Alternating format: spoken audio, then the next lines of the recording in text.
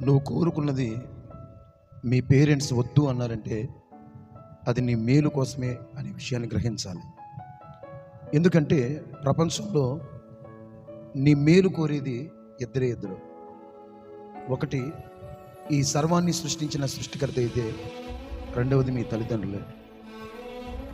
కనుక నీ తల్లిదండ్రులు నీకేం కావాలో వాళ్ళకి బాగా తెలుసు. వాళ్ళని వేదన పెట్టి, బాధ పెట్టి, కష్టపెట్టి వ్యక్తినైనాను వస్తువునైనా సంపాదించుకునే ప్రయత్నం చేయకండి.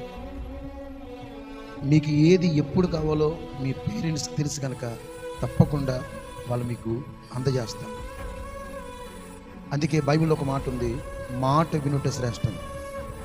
మీ తల్లిదండ్రుల మాట మీరు వినగలిగితే మీ జీవితాలు ఆశీర్వాదకరంగా, దీవెనకరంగా మార్చబడతాయి. కనుక మాట వినే ప్రయత్నం చేద్దాం.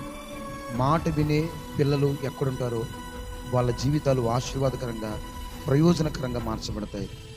దేవుడు మిమ్మల్ని దీవించును గాక. ఆమేన్.